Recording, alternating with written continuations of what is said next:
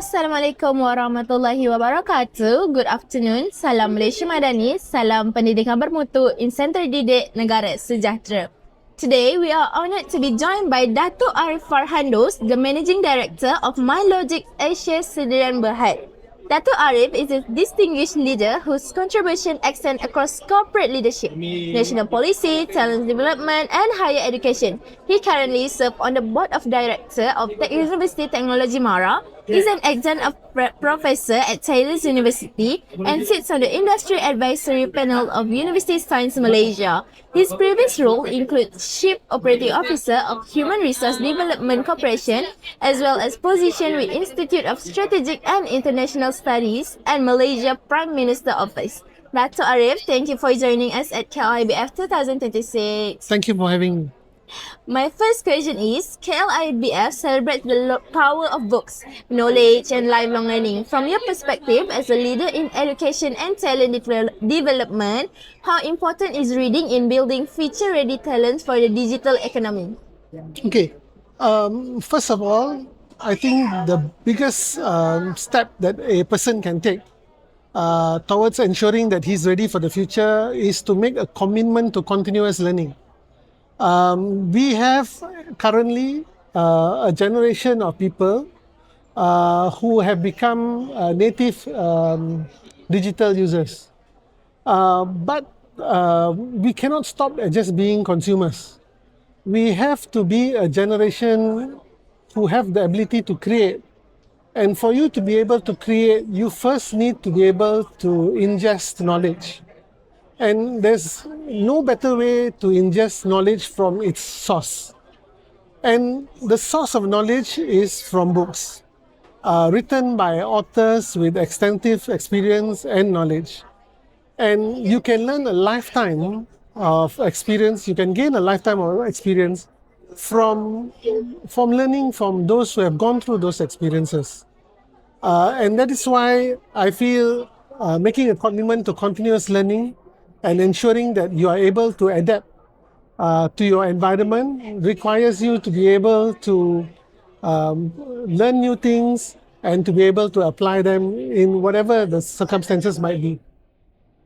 Alright, that's all. So, yeah, you are saying that we cannot only consume or ingest it, but we also have to produce something and use it daily, right? And I also heard you mention that we have to read from a better author. Can you tell me some of your favorite author?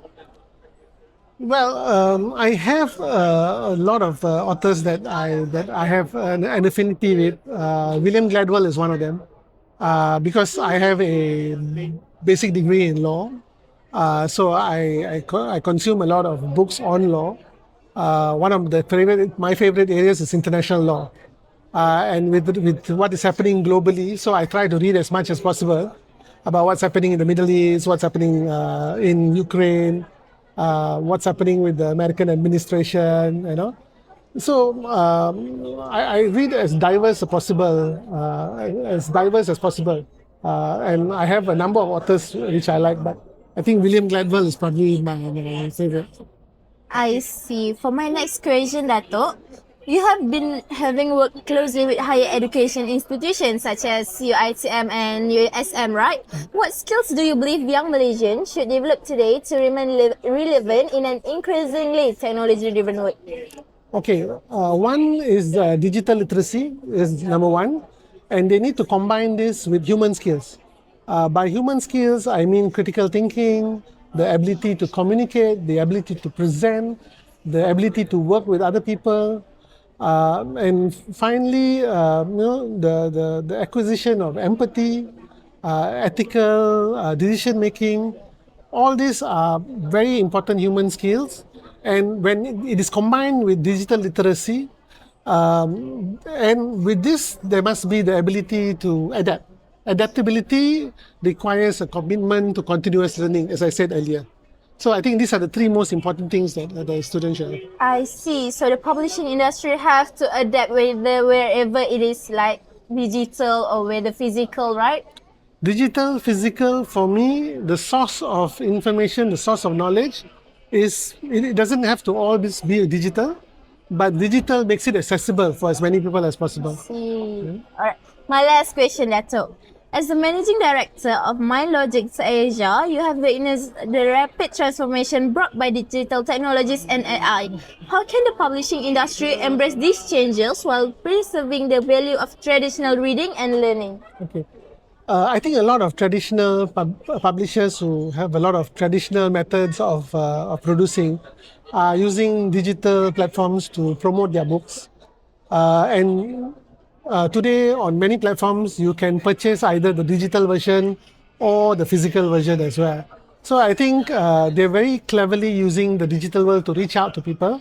But at the same time, they are encouraging people to also be able to purchase those physical books as a backup, because you don't always, I mean, especially in Malaysia, you don't always have Wi-Fi, you don't always have access to the digital world, in many areas of the country.